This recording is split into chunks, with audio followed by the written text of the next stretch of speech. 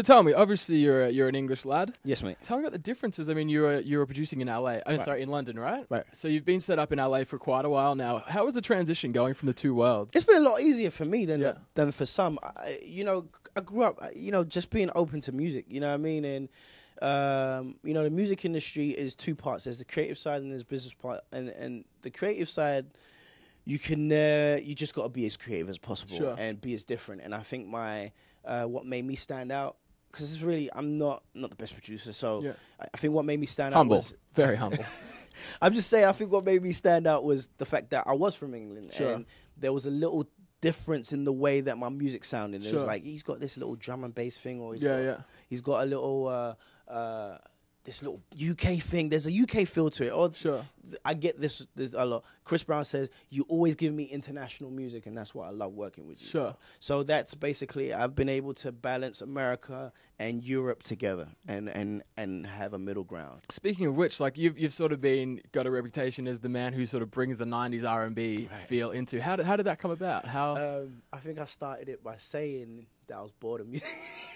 No, one day, I mean, I think I'd moved to LA, and I was like maybe in my second year, and to be honest with you, it was so dance heavy. And there's nothing against dance. I came from a city where dance music is predominantly what goes on, but when I came to America, I wanted to experience that 90s R&B, and it was gone. You know what I mean? It wasn't there anymore, and I was like, what happened? Like, why am I doing this every 5 seconds? Driving me insane. And I was like, you know what? F this, I'm gonna bring it back. And it started off, it started off bit by bit, but the real impact was with Ariana Grande, where we did The Way. And we took an old breakbeat from, in fact, Big Pun wasn't the first one. Brenda Russell was the originator of it. And then Big Pun used it, with the I don't want to be a player remix. And then I remember being out, and I just wanted that feeling again. Like I was like at house parties, and they were playing old R&B records, and I was like, what happened to all this stuff? Like, I had the best time of my life, and I was like, I'm gonna recreate it, and I'm just gonna do it my way. And do you feel like you really captured that with The Way? Yes, and I felt like I captured it to the point where now, if you listen to a bunch of records now, they all sound like old 90s R&B records. Dude, I mean, you're right. That's what everyone wants to hear, you know? And what was the, I think, like, The Way was obviously a huge track. Like, hundreds of millions of views and listens and all that. And obviously getting Mac Miller on was, like, such a cool sort of idea. That was Ariana Grande. Yeah, she chose him? She actually was friends with him. Get out. Beforehand, and to be honest with you, when she told me she had him on the record, I was like, huh? How did you do that? She was like, he was just in my house. I was making cookies. And you really grabbed from 3 different genres on that. How did it come about, like when you specifically made the beat? Towards making it, I actually documented it on the internet. If you go on the internet, you see me, the making of The Way. And Harmony Samuel's making The Way. And I remember running in the studio thinking, I said it before I made it. I said, I'm about to make a smash. And everybody, all my engineers was like, you always do that. Like, how do you know before you even create the thing? I was like, I don't know. I just hear it in my head. I was at a party. It was actually like Puff's party. And they were playing a bunch of hip-hop records. And I think Mick Mill had a record called Amen at the time. And it was bumping so hard. And it was just like, it had everybody up on their feet. And I was like, I wonder what a girl would sound like on something like this. Do you know what I mean? And basically, it kind of gave me the blueprint of how I could take 90s R&B and put it on today's kind of bounce. And that's kind of how it came about. And it took me like 6 minutes to make it. It didn't take Holy hell, right? So when it comes, it comes. That's it. So you just like, okay, this keys part, yes, this beat, yep, okay, cool. This melody, okay, let's get a rapper on it. All right, I've just made a smash. It was easy. And the craziest thing is, and this is what I learned though, it was a big learning curve for me, because it was kind of like my big kind of, it was a step out for me, where it's like, my first like top 10. It taught me like you can make records, and not everybody you make it for means it's gonna be a #1 hit on them. But it might be for someone else. And the funny thing is, Ariana Grande wasn't even in my sights when I made the record. I didn't even know who she was. It was for Jordan Sparks, and then all of a sudden, 2 years later, it's Ariana Grande's, and it's like a huge hit. And I'm like, okay, cool. I literally have a Jordan Sparks version. That works out well. Really, that is so interesting, man. Right, that's how, because she co-wrote on it. Like she Jordan Sparks was supposed to sing The Way. Get out of town. Did you know that? No, I don't think a lot of people That's did. Interesting. Tell me, so all of this almost didn't happen, right? I read a little bit that 2009 you're almost going to hang up the boots, right? Man, what happened with that? 2009. England was hard, man. Yeah. You know, like, I mean, we had a buzz and we had a street buzz, and I did very well. You know, I had a little radio situation going, and, you know, but it was just hard to connect. You know what I mean? We wasn't working with the stars who were big enough. We never had the opportunities.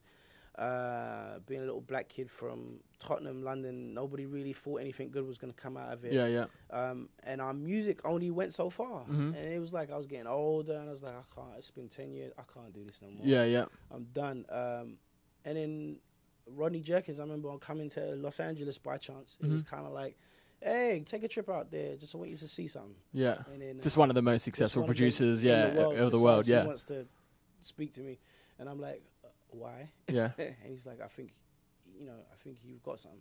Really? And, 5 years later, I'm sitting there in my own studio, kind of like talking to me.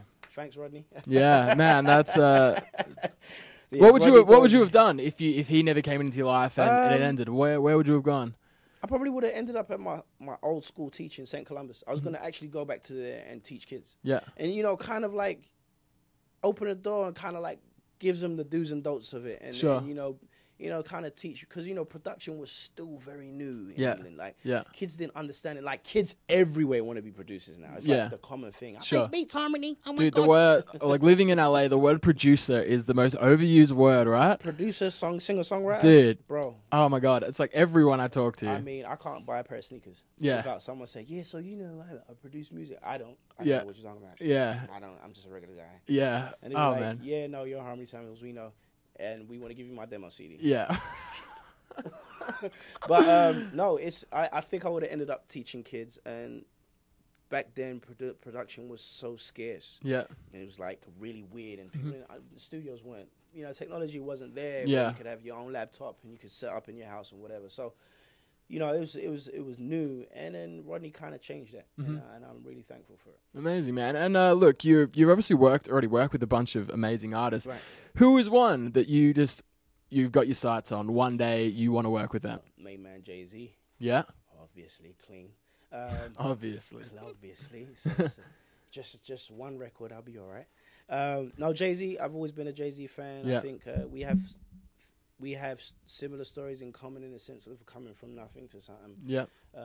Very different lifestyles, but you know, I believe he played a big part in any one of us who know what it is to struggle. Sure. And you know, he was one of the people I would play to inspire me to get to that next point and never give up. Another person I really want to work with all passion of mine is Coldplay. Coldplay? Martin. Really?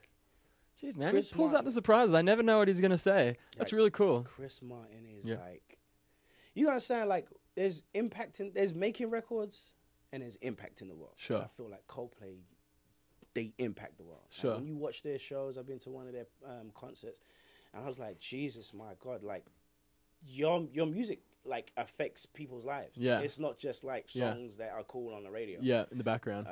But yeah, love him, and I'm a big fan of Bruno Mars. Like, Bruno Mars is just like, come on, bruv, like, really change you. Like, I love people who can shift culture. I love people who make cultures come together instead of divide them.